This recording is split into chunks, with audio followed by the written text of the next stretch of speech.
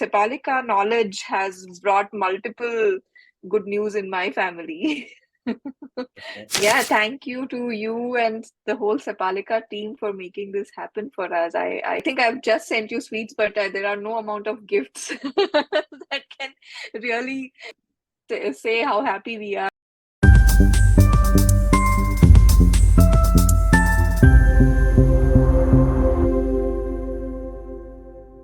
Praneta, you are now what? The babies are 4 months almost now, 3 months, No, two and a half, three two and a months half months. completing on 7th March, right?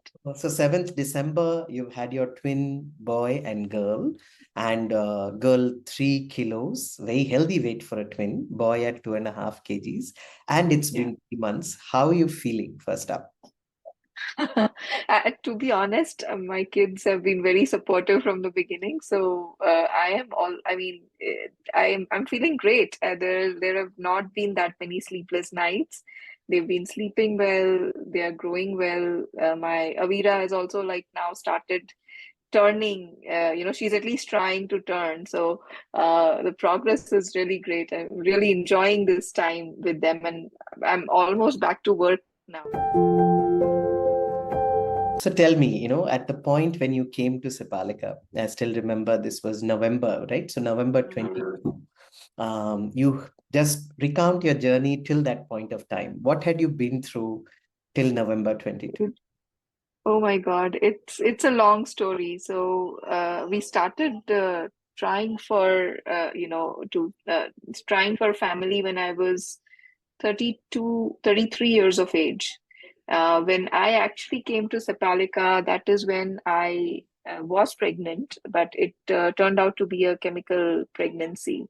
And that's when I think we had our first chat, and you made me understand what would have been the reasons for this. Before that, it was a very, what do you call, difficult journey in many sorts, because no doctor was able to explain why we were not able to get through. And I had gone through multiple cycles of IUI, IVF, as well at that point in time. I think I tried 3 or 4 IUI cycles, because I went through laparoscopy, my tubes were open, no reports, everything looked normal. And it was still not happening. And at the end, I mean, I think the second IVF cycle was successful, but then it turned out to be a chemical pregnancy. But I had my embryos frozen at that time, and then I talked to you, and then I decided that okay, maybe I need to think differently and work on myself before I go for another another round, not an IVF, but at least fertilization, or like just putting them inside me. I would wait. So that's how it got done, right? Then we waited, and November 2022 is when I started thinking about working on myself so that I could be ready for implantation, and that's when we started working on my foundations. Wow. And you were what, 38 at that time? 38 at the time. Wow. And you had been through, like you said, 6 IUIs and 2 IVF cycles. And in fact, Mhm. first transfer that happened in IVF was very healthy. I mean, 5 AA kind of quality of day 5 blastocysts. And Yeah. that did not take. The 3 that you still had in reserve were actually day 3, 8 cell and 6 cell kind of morulas.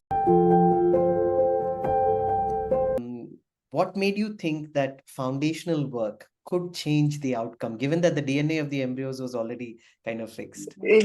After talking to you, actually, the first conversation that we had, I realized that okay, you don't realize it, but you've taken on too many things, and stress is something that it is a very big factor, and you don't know how to manage it, and no amount of exercise, or even if you try to live a healthy life, you don't know what it is that you really need. So I really needed that guidance in terms of where is it that I need to work to make sure that I'm able to handle or cope with the stress, or reduce the stressors, and make sure that my body comes out of the fight or flight situation. That's how you put it the first time, that you've been in the your body has been continuously in a fight or flight mode, so it's not gonna prioritize new life. So I'm like, how do I come out of that situation and make sure that my body is able to accept new life or make new life. No, I mean, again, kudos to you. Not many people are able to truly accept this, right? Because, like you said, everything is a gradual loss that happens. We don't realize Yeah, that every drop of stress is slowly adding and the tank is getting full. So, by the time we get to a point where the body doesn't want to prioritize reproduction, it's not like it's happened overnight and we feel that, oh my God, my stress is so high and I must do something. Slowly, slowly, you've gotten used to the rising stress. So, you don't even right. realize that it's Realize it. a high inventory.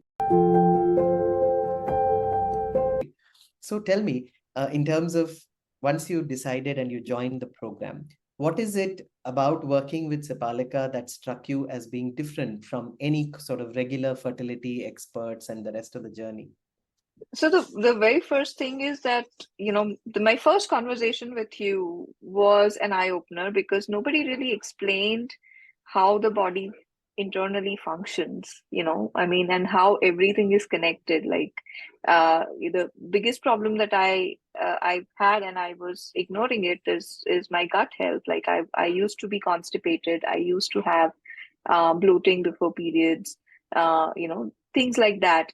uh, there were a lot of things, I mean, that I learned after working with Sepalika, but these were like, and you explained that, you're looking at my reports, which everything seemed normal, even when I turned, except I think a few reports were not really good, because of I'd been through COVID, and it had an impact. But the way you explained that, okay, these normal looking ranges, it doesn't mean optimal. So I clearly understood that, okay, what is it that I really need to work on? It is not something that you can do it on your own. So you really need that guidance in terms of how to work on the things that you need to work on, so that your body gets better. So I mean, the decision was made after having a conversation with you and looking at the reports, and the way you explained it. It made a lot of sense. No, like I said, that I had been through at least 2 rounds of IVF, 4 or 5 rounds of IUI. At that time, nobody explained it to me like that. Like, they had gotten a lot of these reports done, but nobody really, took the time or effort to make to like it. Everybody, every time I just heard that, everything looks normal, you can go for, let's try for another round, Yeah, I think this and is it will work. one of the most frustrating things that women often hear on a fertility journey, especially when it's unexplained infertility, is that let's try one more time without trying Yeah, to understand what will we do differently this time. I'm not saying that anybody has all the answers, including Sepalika, but to keep trying blindly without fixing things like you mentioned, the constipation, the gassiness, things that directly don't seem to be related with fertility. But what an impact yeah. those can have. So tell me, as you continue to work on your on the program with your diet, your lifestyle changes, sleeping on time, handling your stress better, how did these symptoms begin to respond for you? So I think I worked with Sepalika for about 3 months, and then we had that 3 month time when you do the reports again, right? And uh, the first month was always hard, because Leon, I mean, she gives so many difficult diet changes.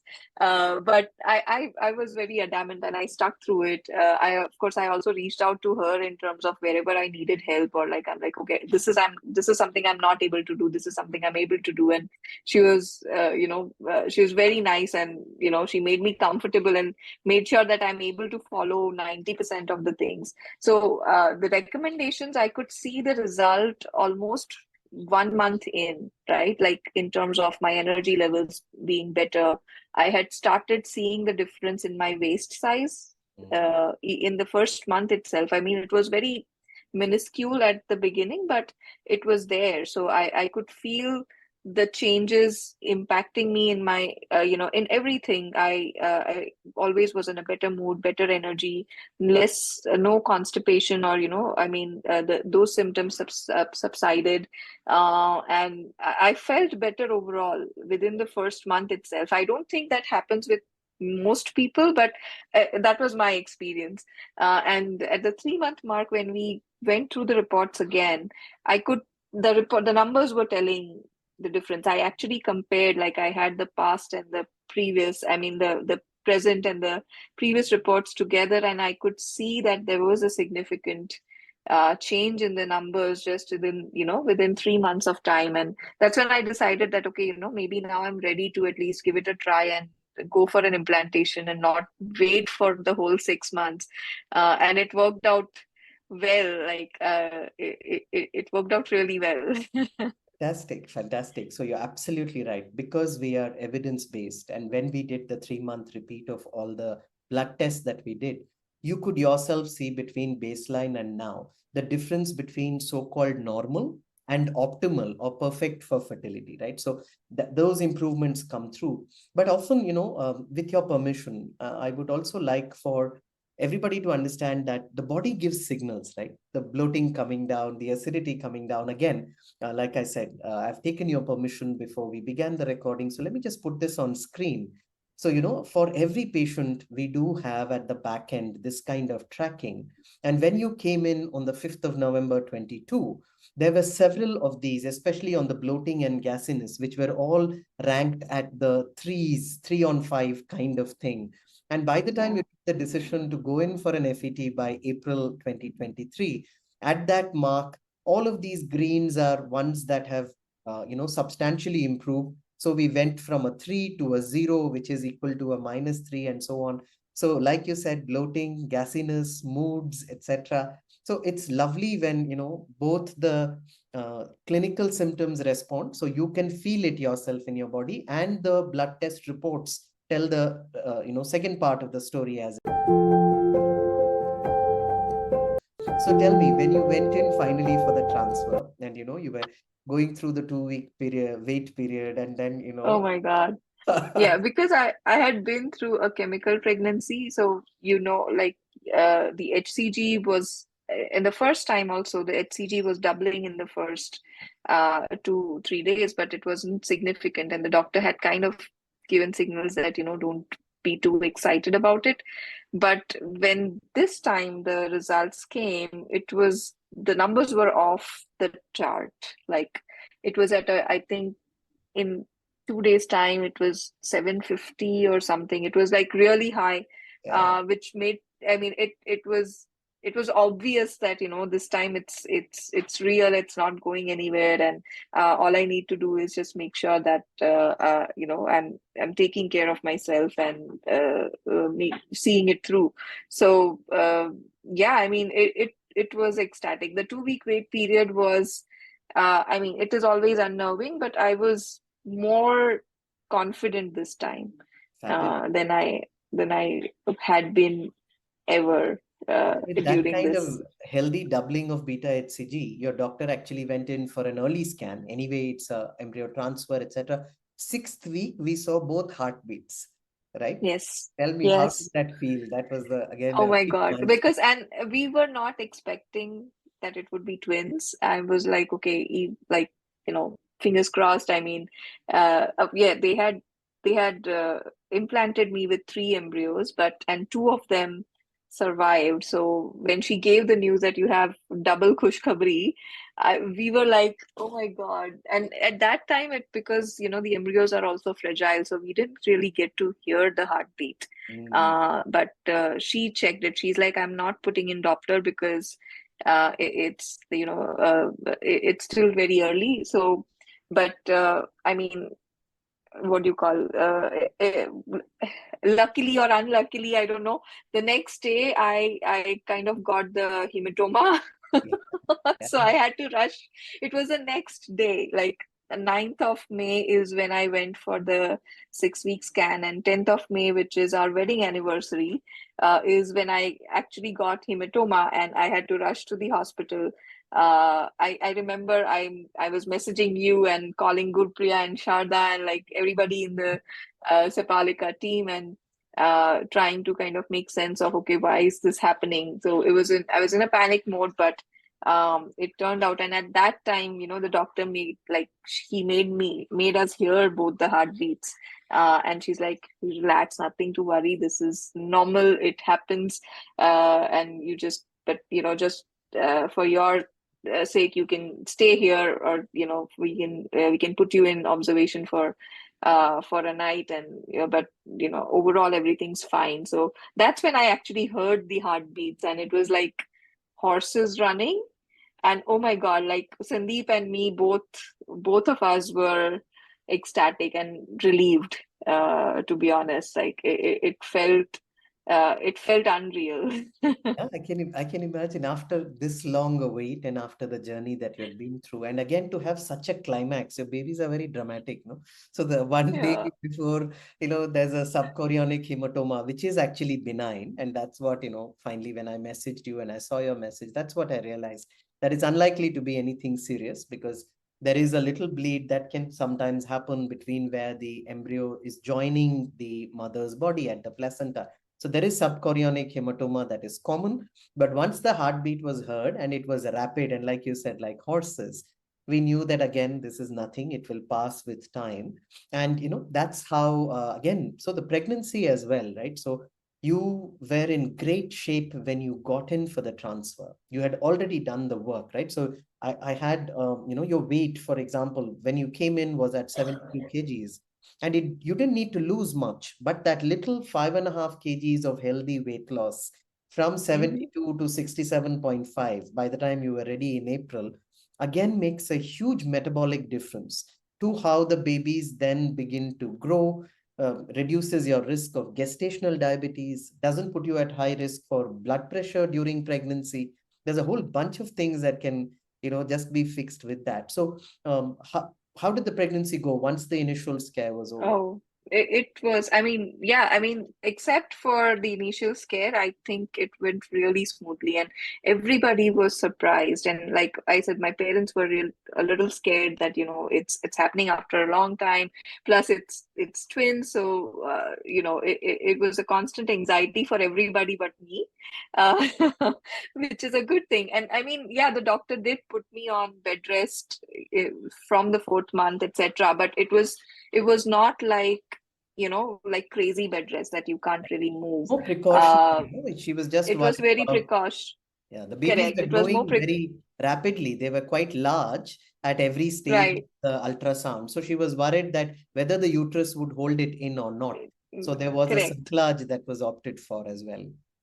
Correct, yes. So like at every point, like we took those decisions when most of the time, other people were more anxious than me, and I feel like my babies had come to, okay, mom, you need to rest, so rest.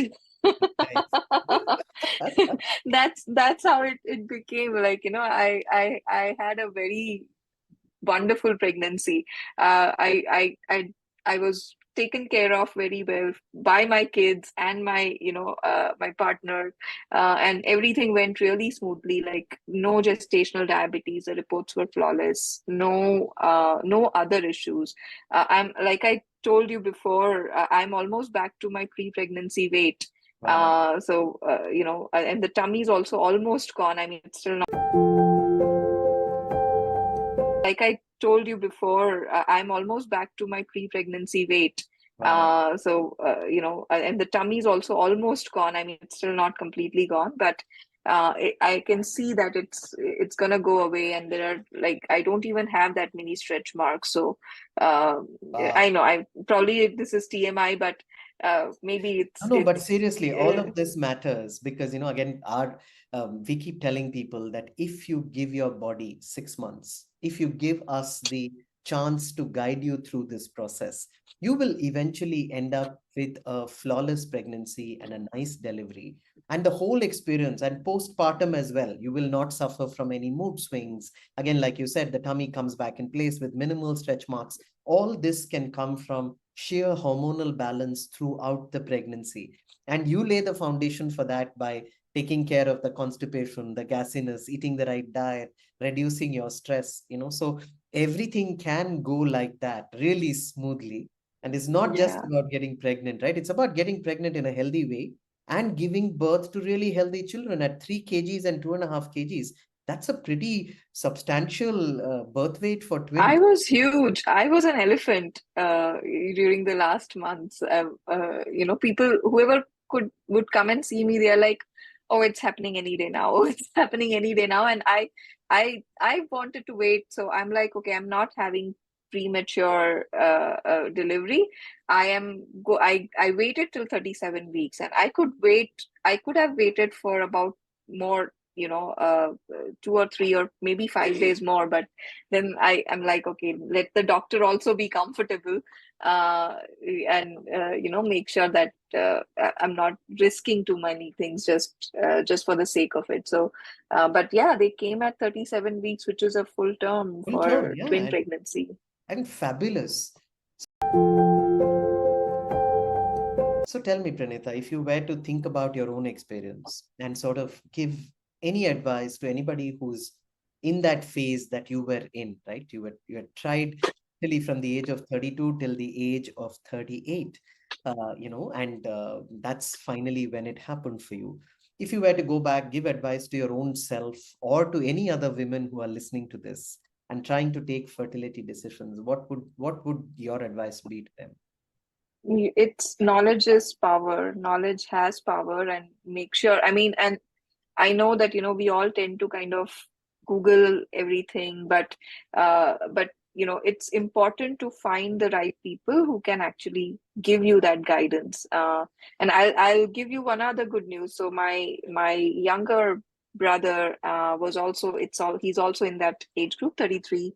And they were trying, and my bhabhi, I mean, she would constantly ask me for advice because she knew that I've put in the time, and she started following some of the things that I was doing, and she is expecting now. Oh, wow. So Congratulations. yeah, thank you.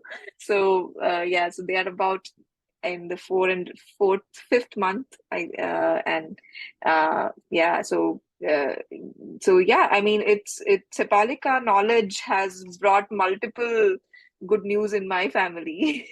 That's So fabulous. no, I would say definitely. I mean, make sure that you understand what your foundational health really looks like, and look for people who can give you the right advice. Like sometimes, looking at your reports, you may feel that everything is normal, but is it really? Or like, and if you're not getting the results, you need to make sure that you're getting the right, or you're asking the right questions, to be honest, and to the right people who can provide you those answers, so that this can, and to be, I mean, 6.5, almost, or I would say 9 years of efforts on my end.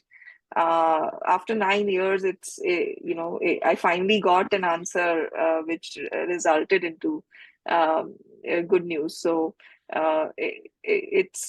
knowledge is power, and you should be informed, not just be informed, but talk to the right people, get the right help that you need, because time is precious. Not everybody has the patience to give these many years. I've seen that a lot of people also give up, that okay, maybe it's not in the cards for us. But yeah, I mean, if you really think about it, it can happen with anybody, as long as you know what needs to be worked on and how to go about it. Yeah, yeah. So, it's a beautiful message, and thank you so much for sharing your journey because it is as genuine as it gets. It is what you went through. And hats off to you for trusting yourself, for listening to your body, for, just giving it the little bit of time that it needed, right? So, 9 years of racing, but then the last 6 months, you also gave it the little bit of alignment with nature that it needed, right? And gave it that little time. And yeah, nature just delights in making us parents, because that's the only other thing it wants from you, other than for you to be happy. So what a super story, So all the very best to you, to Avira and to Aviraj and to Sandeep ji and everybody. Wish you guys all the happiness in the world. And thank you so much for sharing your experience with others. And I do hope other people get inspired and trust their body. And yeah, thank you to you and the whole Sepalika team for making this happen for us. I don't, I mean, I think I've just sent you sweets, but there are no amount of gifts that can really, say how happy we are, and make communicate how grateful we are for what you've done for us. So please do continue helping people like us, and uh, make more, bring more babies in the world. Thank you. Thank you. Thanks so much for sharing this story so that more people can actually hear it. And, with folks like you who both walk the talk as well as then come back to share it, I'm sure that we can help more and more people understand the true power of functional medicine, of natural medicine. And, not that there's anything wrong with IVF or with IUI, but there is a deeper science of even making that more effective. And, that's been your journey. So thanks again for sharing it, and all the very best.